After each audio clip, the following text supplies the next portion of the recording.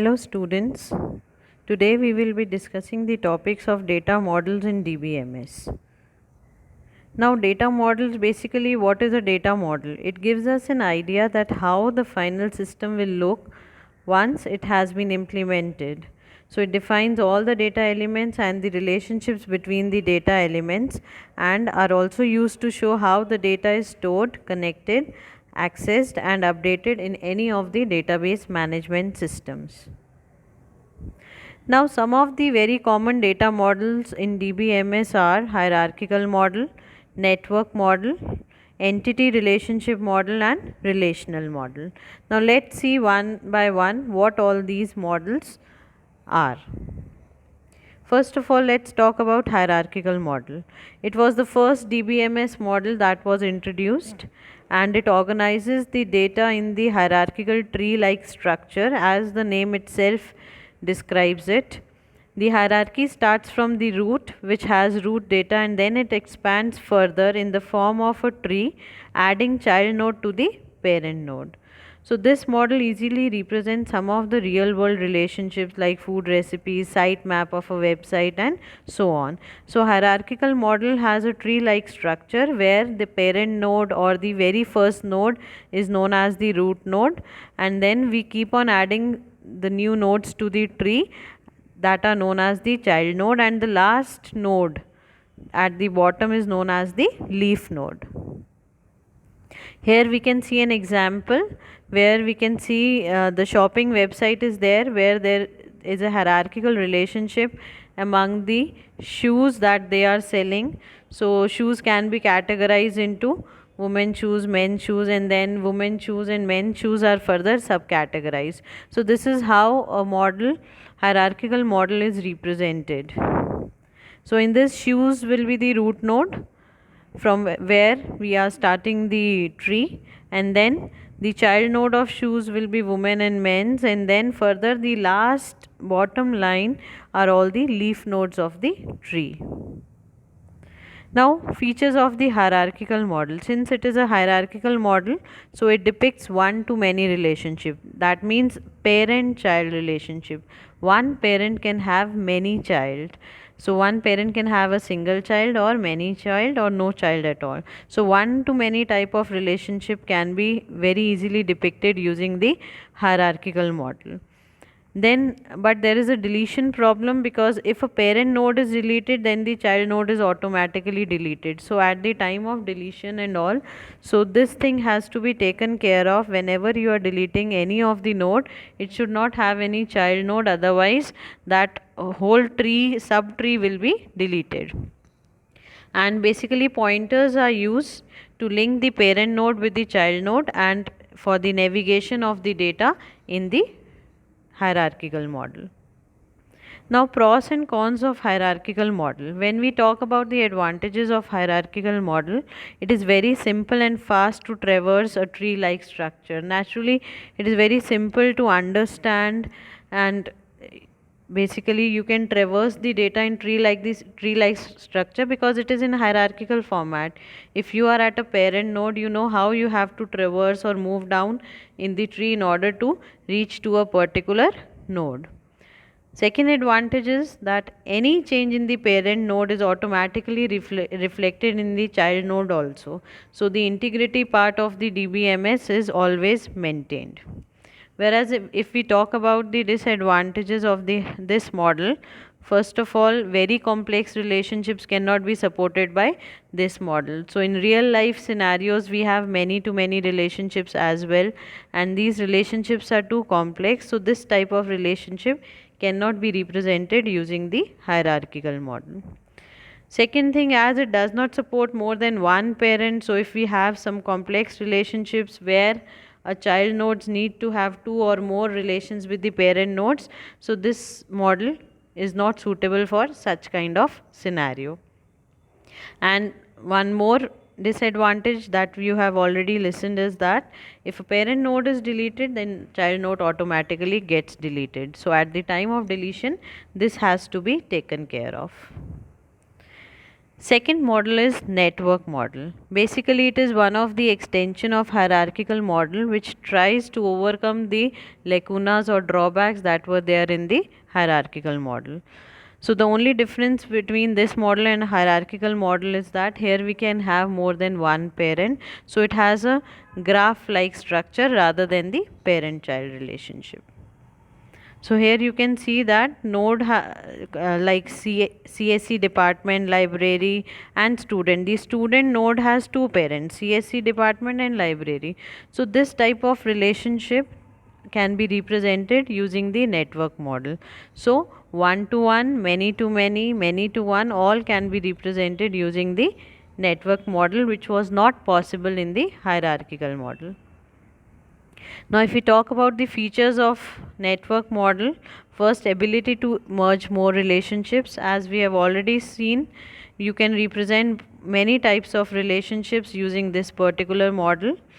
Second feature is that as there are more relationships, so more number of paths can be there to reach to the same record. So this makes the data access much faster and easier. Now, the operations of the network model are done with the help of circular linked list. So, the current position is maintained with the help of a program, and then this position navigates through the records according to the relationships that have been specified. Now, advantages of network model. As the one advantage we have already discussed, it can represent complex relationships as well. So data can be accessed much faster as compared to the other model, because in tree like structure only one hierarchy is there through which you can traverse and reach to a particular node. But in network model there can be more than one path to reach to a particular node and access that type of data. So data integrity is also represented in this particular relationship in a much better manner. So if we talk about the disadvantages, as it can represent more type of relationships, so sometimes it becomes too complex to handle and the overhead expenditures also increase, and any changes like updation, deletion, insertion is also complex. How it becomes more complex or why it becomes more complex is because if we have to reach a particular node or access a data from a particular node and there are more than one path to reach that particular node, then proper traversion and the path has to be found out first, which is the best suited path to access the data much faster and in the simpler manner. So that becomes an overhead and makes the things too complex. Next model is entity relationship model. It is a high level data model diagram. So in this model we represent the real world problem in the pictorial format, so that the stakeholders can easily understand it. It comprises of three components: entities, attributes and relationships. So what is an entity? Basically it is a real world thing. It can be any person, place or even a concept also. Basically in simpler terms we say that if in a particular situation we want to keep the information regarding an entity, so what all entities are involved? It can be any student, teachers, course, building, department and so on. Now, attributes is what? An entity contains a real world property known as attribute. So, we can say that it is the characteristic of that particular entity. For example, in case of teacher as an entity, we can have teacher ID, teacher name, salary, date of joining as its attributes. Then comes the relationship. It tells how two attributes are related to one another. Now in this diagram we can see that teacher and department are the entities, works for is a relationship, and teacher name, teacher ID, mobile number, salary, age are the attributes of teacher entity, whereas department ID and department name are the attributes of department entity. So this is how a relationship is represented using the ER model. Now it has a graphical representation, so naturally it becomes much easier to understand this diagram, and all the stakeholders can be communicated easily what all entities and attributes are involved in the situation. So it is a visual tool, and this model helps in designing the database as well, because the attributes that we represent in the ER diagram generally becomes the fields of our database. So advantages of ER model: first of all, it is very simple to build, and since the relationship and attributes and entities can be represented in very easier pictorial format, so it becomes very simple to understand also. It is an effective communication tool, and easy conversion to any of the model is possible using ER diagram. Now disadvantages: basically there is no industry standard notation for this. So basically there are many organizations that are molding the ER diagram according to their need and requirements, and there are some hidden information that might be lost in the ER diagram because it gives us a high level view rather than a detailed view. So maybe sometimes some detailed information can be missed out or can be hidden, which can be missed out while developing the database design from the ER diagram. Now comes the relational model. Relational model, basically it is the most widely used model, and in this the data is maintained in the form of two-dimensional table, and the relation is the name given to the table in which the data is to be stored. All the information has to be maintained in the form of rows and columns. The basic structure of the relational model is tables, so the tables are known as the relations. So here we can see the example of a relational model. Here you can see that employee table is there. So if we have an ER diagram where employee is an entity, what we can do is at the time of designing the relational database model for that particular ER diagram, we can take the entity as the name of the table, then employee ID, employee name, job name, salary, mobile number, etc. These all are the attributes of the ER model, entity in the ER model, and here it works as the fields of the employee table, and rest when we enter data into it, these are the records of the table. Now features, basically there is a term that is used, is known as tuples. So each row in the table in the relational model is known as a tuple. So a row basically contains all the information about any of the instance of the object. And second is the attribute, basically it is the property or the characteristic of the entity which is defined in the form of columns, and every attribute or field has certain domain out of which the values are to be fetched and inserted into that particular column.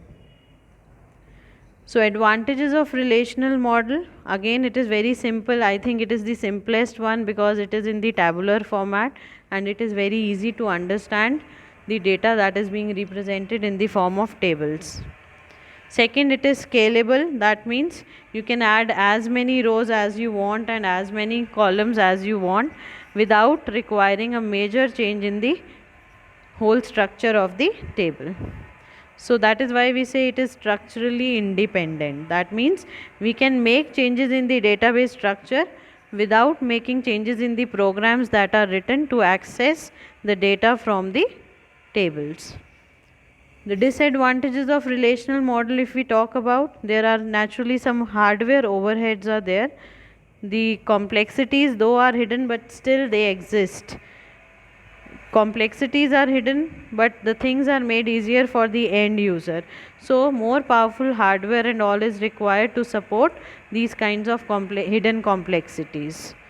Bad designs, as it is very easy to design any of the tables. So sometimes the database designers don't need to know the data, how the data is to be stored in order to access it. So they design the data in such a manner that makes it complex to access. This slows down the database access speed. So whenever a database design has to be maintained, the developer must or the designer must keep in mind all the integrity constraints, primary key, foreign key, domain constraints, everything has to be kept in mind, structural independence, physical and logical independence. Only then the database must be designed, otherwise the hidden complexity will overweigh the cost of the database design. So with this, we finish off with our database model concepts in DBMS. Thank you so much.